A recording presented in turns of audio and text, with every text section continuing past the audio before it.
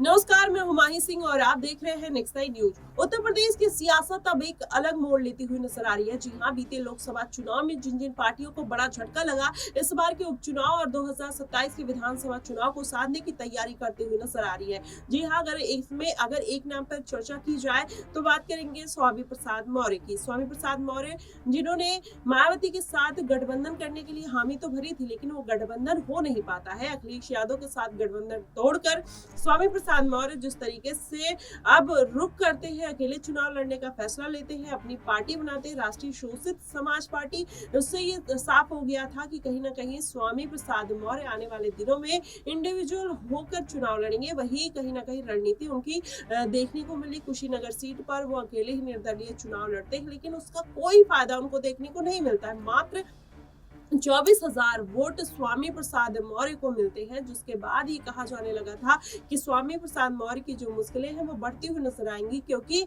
वो मुश्किलें इसलिए कम नहीं होने वाली क्योंकि उन्होंने मायावती का ऑफर ठुकरा दिया। कुछ दिन पहले जब वो नामांकन नहीं दाखिल करते हैं, उसके पहले वो प्रेस कॉन्फ्रेंस करते हैं, मायावती की तारीफ करते हैं और ये भी कहते हैं कि 25 सालों तक दोनों ने एक साथ काम किया है, ऐसे में दोनों की एक अंडरस्टैंडिंग है। और कहीं ना कहीं वो अंडरस्टैंडिंग तब खत्म हो जाती है जब कुशीनगर सीट पर नामांकन दाखिल कर देते हैं। में फिर से माना जा रहा है कि उपचुनाव में मायावती ने 6 सीटों पर अपने प्रत्याशी उतार दिए हैं।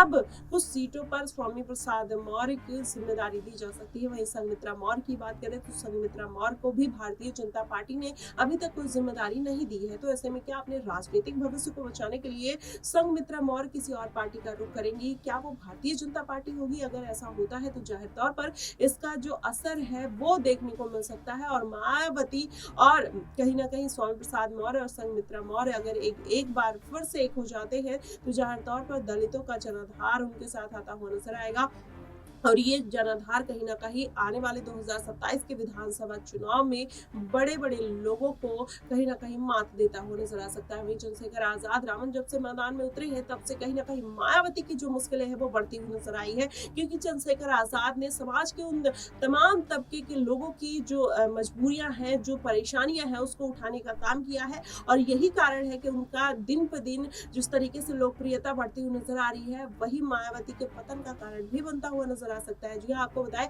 मायावती जिस तरीके से शिथिल पड़ती हुई नजर आ रही है राजनीति में और लगातार वो ट्वीट तो करती है, लेकिन उसका असर कहीं ना कहीं जनता के बीच इतना देखने को नहीं मिलता है। वही चंद्रशेखर आजाद रावण की बात करें, जगह जगह जाकर रैलियां करते हैं, जो सभाएं करते हैं और उसका असर उनको देखने को मिलता है और यही कारण है कहीं ना कहीं इन मुद्दों पर अगर देखा जाए तो चंद्रशेखर आजाद मायावती से फिलहाल अभी आगे चल रहे हैं, लेकिन आने वाले दिनों में अगर स्वामी मौर्य के साथ मायावती का गठबंधन हो जाता है, कोई पद दे दिया जाता है, कोई सीट पर जिम्मेदारी दे दी जाती है, तो कहीं ना कहीं ये समीकरण बदल सकते हैं। क्योंकि दलितों के नेता के तौर पर देखा जाए तो कहीं ना कहीं स्वामी प्रसाद मौर्य का कद बहुत बड़ा रहा है। ऐसे में पल्लवी पटेल लगातार ये कोशिश करती हुई नजर आ रही है कि मायावती उनको भी अपनी पार्टी में जगह दे दे। कई बार उन्होंने प्रयास भी किया, लेकिन मायावती ने साफ तौर पर इनकार कर दिया। लेकिन क्या ऐसे में दलित अगर वोट बैंक मायावती को चाहिए तो क्या इन छोटे छोटे दलों को साधना होगा, तभी मायावती की जो रणनीति है वो उसमें सफल हो पाएंगी और इस बार के उपचुनाव में जीत हासिल कर पाएंगी या 2027 के विधानसभा चुनाव को साध पाएंगी। देखना दिलचस्प होगा कि आखिरकार ये गठबंधन होगा,